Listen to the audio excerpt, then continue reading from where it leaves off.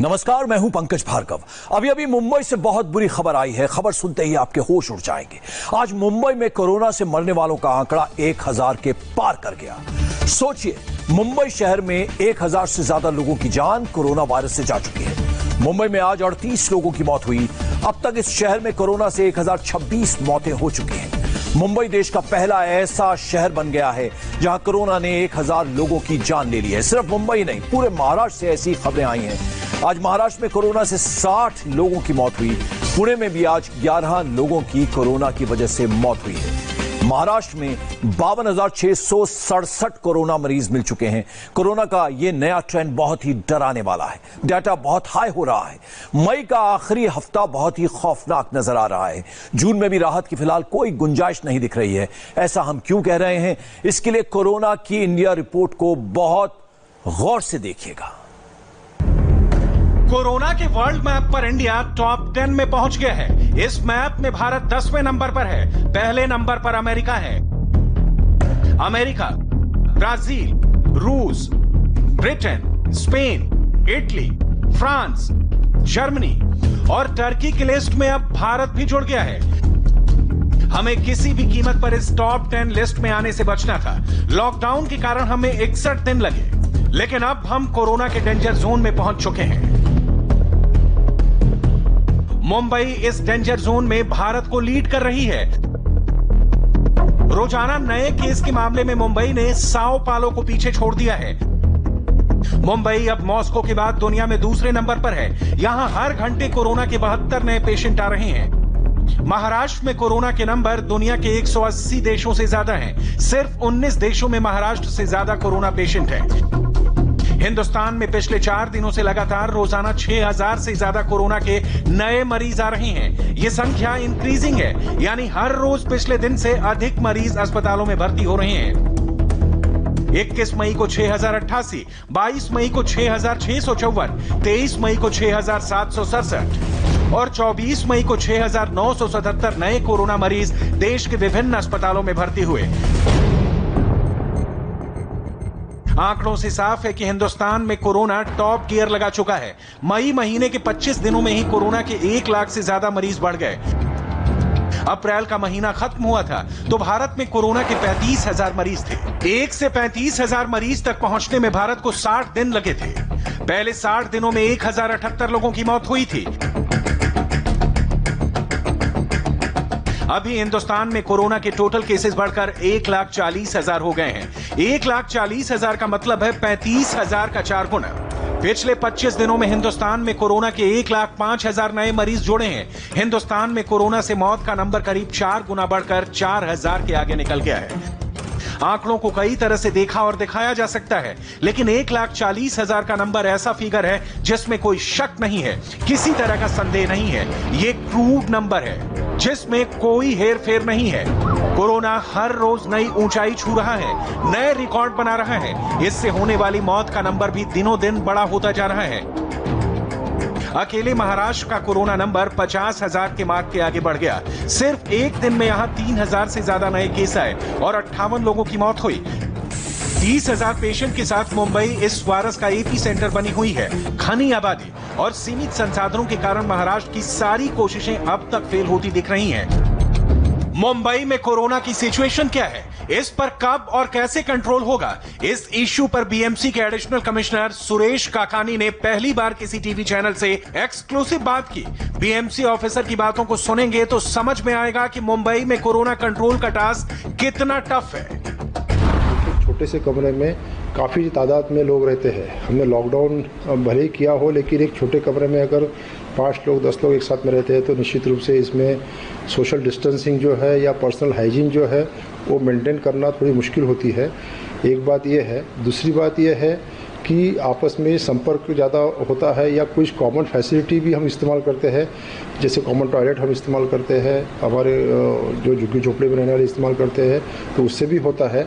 और हमारी जो संख्या बढ़ रही है कि इसी में से लोग जो आए हमारे पास में, उसी में से ज़्यादा करीबन 70% लोग ये हाई रिस्क कॉन्टैक्ट में से है। इसलिए संख्या निश्चित रूप से कुछ हद तक बढ़ेगी ज़रूर, लेकिन हमने इसका आगे का जो फैलाव है ये अगर हमने झुग्गी झोपड़े में ये लोगों को हम छोड़ देते, उनको अगर हम हमारे क्वारंटाइन फैसिलिटी में नहीं लाते, तो निश्चित रूप से इससे कई गुना ज़्यादा संख्या की तादाद बढ़ने की संभावना थी।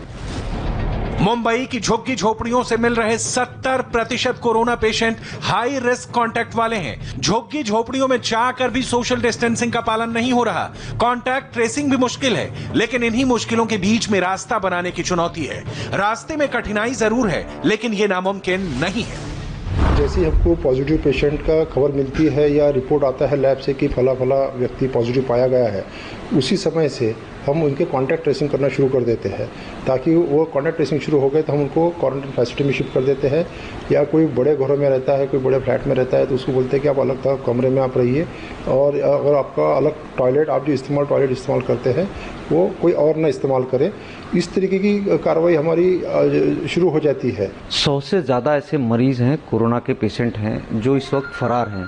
उनको लेकर कोई खास तरह की जानकारी आप लोगों के पास में है कि उनको किस तरह से तलाश किया जा रहा है, कैसे वो लोग फरार हुए, क्या कह रहा है उसके बारे में? नहीं, फरार है ऐसा बात कहना गलत होगा। उनको ढूंढने में ज़रूर रूप से कुछ देरी हुई थी।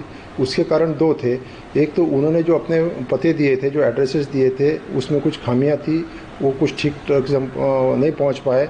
और उसमें कुछ जो मोबाइल नंबर थे, कुछ केसेस में जो मोबाइल नंबर भी ठीक नहीं थे, या तो फिर वो बंद पाए गए थे, तो उनके खोजने में हमको देरी हुई थी।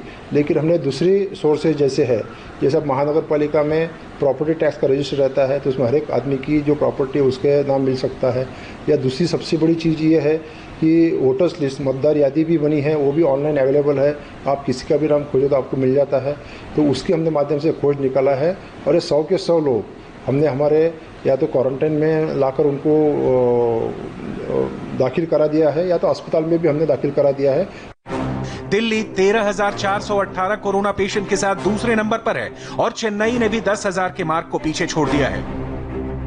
कोरोना से मरने वालों के नंबर भी हिलाने वाले हैं। डेटा हर रोज बदल रहा है। यही डेटा कोरोना की चाल बता रहा है। कोरोना से होने वाली मौत का राष्ट्रीय औसत 10 लाख आबादी पर 3 लोगों का है, लेकिन गुजरात, महाराष्ट्र और दिल्ली में प्रति 10 लाख आबादी पर इससे 4 गुना अधिक मौतें हो रही हैं।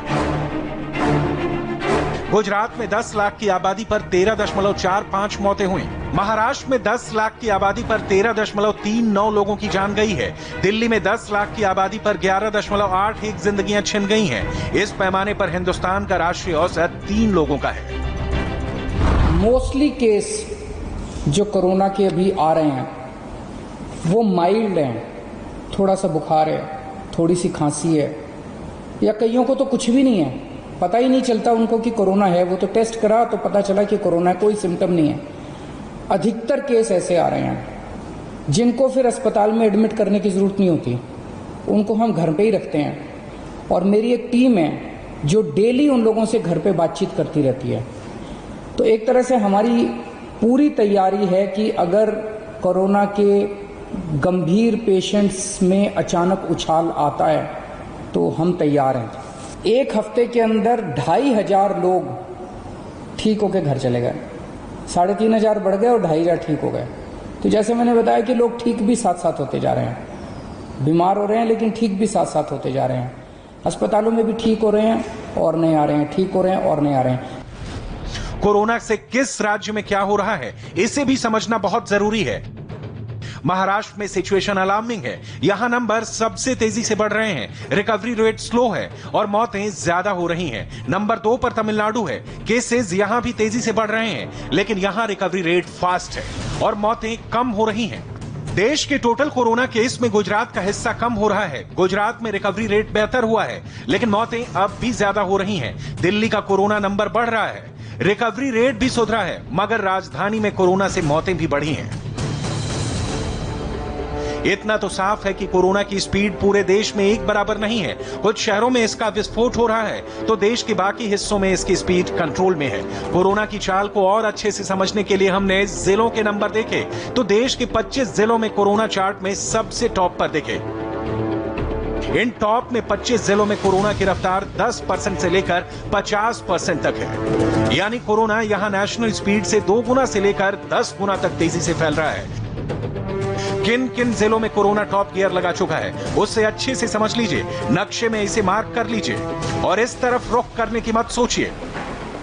महाराष्ट्र में मुंबई सबर्बन, ठाणे, नासिक, पालघर, रायगढ़ में कोरोना सबसे तेजी से फैल रहा है। दिल्ली के सभी 10 जिले कोरोना मैप में हाई रेटिंग वाले हैं, मगर south east Delhi, central Delhi, Shahdara, north Delhi, north east Delhi, north west Delhi और वेस्ट दिल्ली में कोरोना की स्पीड ज्यादा तेज है। गुजरात में अहमदाबाद और बड़ोदरा, तमिलनाडु में चेन्नई, तेलंगाना का हैदराबाद, पश्चिम बंगाल का हावड़ा और मध्य प्रदेश में इंदौर, उज्जैन, मंदसौर, बुरहानपुर जिले में चाहे जो हो जाए, यहां जाने से बचने की जरूरत है।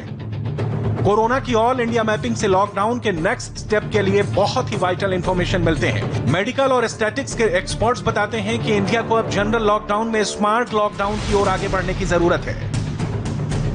स्मार्ट लॉकडाउन का मतलब है कोरोना जहां है वहीं उसको घेरा जाए। इसके लिए तालाबंदी सख्त करनी पड़ेगी, मगर कोरोना जहां कम है वहां कामकाज शुरू किया जाए। मतलब ये कि यहां लॉकडाउन में ढील मिले ताकि इकोनॉमी की गाड़ी पटरी पर दौड़े। सरकार स्मार्ट लॉकडाउन के रास्ते पर ही चल रही है। ट्रेनें चलने लगी हैं, हवाई जहाज उड़ने लगे हैं। थोड़ी दिक्कत जरूर है, मगर लोग अपनी मंजिल तक पहुंचने लगे हैं। लेकिन इसमें रिस्क भी बहुत है। मिसाल के लिए मुंबई से एक स्पेशल ट्रेन हरिद्वार पहुंची तो हरिद्वार में 87 कोरोना पेशेंट बढ़ गए। ये सारे लोग उसी स्पेशल ट्रेन से पहुंचे थे। उत्तराखंड के अलावा बिहार, उत्तर प्रदेश, झारखंड, छत्तीसगढ़, ओडिशा और असम में कोरोना नंबर बढ़ने के पीछे प्रवासी मजदूरों का आना है। इसलिए यहां की सरकारें उनको क्वारंटीन सेंटर तक सीमित रखने की कोशिश कर रही हैं, क्योंकि यहां कोरोना अगर क्वारंटीन सेंटरों से बाहर निकल गया तो कंट्रोल करना मुश्किल हो जाएगा।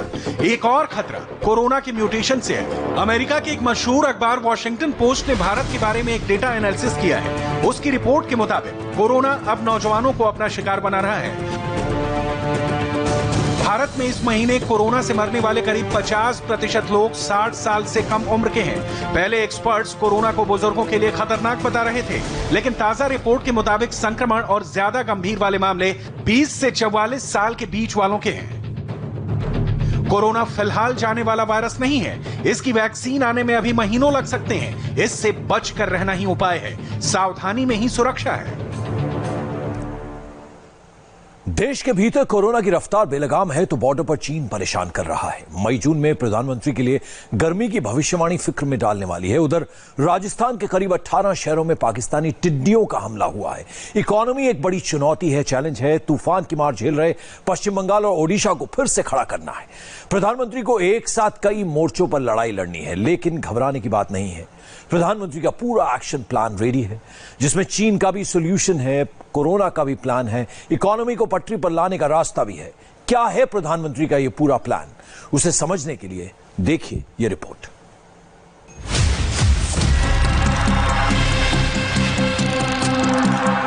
सोचिए देश के सामने कितना मुश्किल वक्त है। कोरोना वायरस 1,30,000 केस पार कर चुका है। पूरी दुनिया आर्थिक संकट से दबी जा रही है। एक वायरस ने अमेरिका से लेकर चीन तक की इकोनॉमी की जड़ें हिला दी हैं। हिंदुस्तान के 2 राज्य तूफान से लड़ने के बाद वापस खड़े होने की हिम्मत जुटा रहे हैं। लद्दाख में चीन बदमाशी कर रहा है और पाकिस्तान के टिड्डे बॉर्डर के पास किसानों की फसल चट कर रहे हैं। जून अभी आया नहीं, लू चलने लगी है। प्रधानमंत्री नरेंद्र मोदी को घर और बाहर दोनों ही मुसीबत का समाधान निकालना है। वायरस से भी लड़ने का फॉर्मूला ढूंढना है। लॉकडाउन 5 पर भी फैसला करना है। चीन के प्लान को बड़े डिप्लोमेटिक स्टाइल में सॉल्व करना है, क्योंकि कोरोना काल में कोई मुल्क युद्ध नहीं झेल सकता। लॉकडाउन ज्यादा खुला क्योंकि रोजी रोटी का सवाल था, लेकिन अब ऐसे नियम बनाने हैं, उसे लागू करवाने हैं ताकि जान न जाए और पैसा भी कमाए। आपको बताते हैं प्रधानमंत्री के नेतृत्व में भारत 6 मोर्चे पर कैसे लड़ रहा है। वायरस से लेकर चीन तक, इकोनॉमी से लेकर लू तक, पाकिस्तान टिड्डे से लेकर तूफान से आई तबाही तक को परास्त करने का प्लान युद्ध स्तर पर चल रहा है। भारत और चीनी सेना के बीच झड़प की हर एक जानकारी रक्षा मंत्री को दी गई। सबसे पहले कोरोना युद्ध पर मोदी नीति को डिकोड करते हैं। अचानक हिंदुस्तान खतरे के निशान को छू रहा है। दुनिया के महामारी एक्सपर्ट के पास ऐसा कोई मॉडल नहीं बचा जिससे वो दावा कर सकें कि कोरोना इतने तारीख को हिंदुस्तान छोड़ देगा।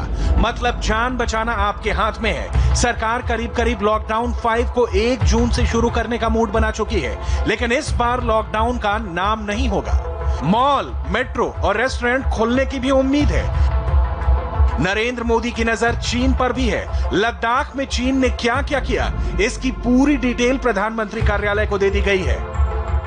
रक्षा मंत्री Rajnath Singh, national security adviser Ajit Doval, chief of defence staff general Bipin Rawat और army chief general MM Naravane के बीच बातचीत चल रही है। चीन ने गड़बड़ी करने का पूरा प्लान तैयार किया है। चाइनीज आर्मी ने 5000 से ज्यादा सैनिकों को लाइन ऑफ एक्चुअल कंट्रोल पर तैनात किया है। इस समय लद्दाख के फिंगर 5, पेंगोंग लेक, दौलत बेग ओल्डी, चुशुल, डेमचौक इलाके में हर एक हरकत पर सरकार की नजर है। भारतीय सेना ने भी अपनी 3 ब्रिगेड के जवान को रेडी रहने का ऑर्डर दिया है। 81 ब्रिगेड, 114 ब्रिगेड और 70 ब्रिगेड के टुकड़े चीन पर 24 घंटे नजर बनाए हुए हैं। भारत और चीन की सरहद 3488 किलोमीटर की है। ये सीमा 5 राज्यों से होकर गुजरती है। 5 मई को सबसे पहले फिंगर 5 इलाके में चीनी पीएलए और भारतीय सेना के बीच झड़प हुई। इसमें दोनों ही तरफ से जवान घायल भी हुए। दरअसल लाइन ऑफ एक्चुअल कंट्रोल पूरी तरह से डिवाइड नहीं है, इसलिए पेट्रोलिंग के दौरान हंगामा हुआ। चाइनीज पहले पेट्रोल पॉइंट 14 और पेट्रोल पॉइंट 15 के साथ गोगरा पोस्टर पर भी लगातार दबाव बनाने की कोशिश कर रहे थे। भारतीय सेना ने पलटकर जवाब दिया। चीन इस इलाके में रोड बना रहा है और जवानों की मूवमेंट दिख रही है। भारतीय सेना ने भी गलवान नाले के पास एक ब्रिज बनाना शुरू किया है। यही बात चाइनीज पीएलए को परेशान करने लगी। दोनों तरफ के कमांडर ने बातचीत की है, लेकिन सॉल्यूशन नहीं निकला है। चीन की तरफ से करीबन 170 बार अलग अलग मौके पर घुसने की कोशिश हुई है, लेकिन हर बार भारतीय आर्मी ने उन्हें पीछे धकेला है। इस बार भी चाइनीज आर्मी को धीरे धीरे पीछे लौटने को मजबूर करना होगा। यही ऑर्डर दिल्ली से है। चीन की चालबाजी को मात देने के लिए भारतीय सेना का एक्शन प्लान पूरी तरह से तैयार है। चीन भारत के ऊपर दबाव बनाने के लिए नेपाल और पाकिस्तान के जरिए लगातार अलग अलग साजिश और रणनीतिक तौर पर, डिप्लोमेटिक तौर पर रच रहा है। लेकिन इन सब से अलग जानकारों के मुताबिक चीन की किसी भी चाल को कामयाब होने नहीं दिया जाएगा। भारतीय सेना के मुताबिक वो हर एक मोर्चे पे पूरी तरह से तत्पर और तैयार हैं। यही वजह है कि ईस्टर्न लद्दाख सेक्टर पे भारतीय सेना की 3 ब्रिगेड इस समय तैनात है, जिसमें से 81 ब्रिगेड, 114 ब्रिगेड और 70वीं ब्रिगेड शामिल है। दरअसल ईस्टर्न लद्दाख और साथ में डीबीओ के पूरे इलाके में भारतीय सेना ने पूरी घेराबंदी कर दी है, ताकि अगर कहीं से भी चीन कोई हिमाकत करता है तो उसको उसी की भाषा में जवाब दिया जा सके। तूफान चला गया, लेकिन निशान बाकी है। इंडियन आर्मी के जवान कोलकाता में पहुंच गए हैं। बालीगंज की सड़कों पर गिरे पेड़ हटाए जा रहे हैं।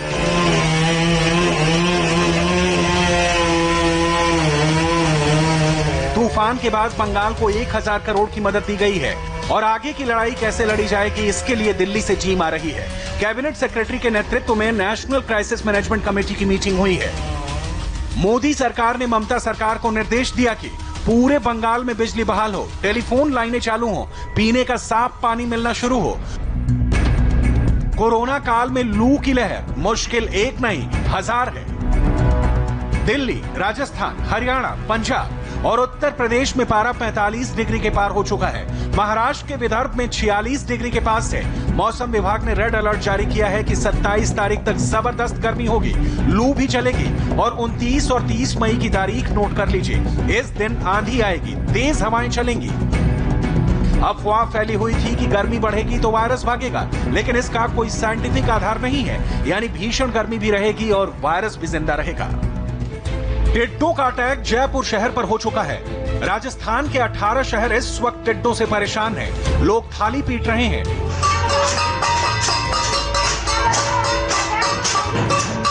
टिड्डों का झुंड शनिवार को नागौर में दिखा, रविवार और सोमवार को जयपुर में घूमता रहा और देर शाम दौसा की तरफ निकल गया।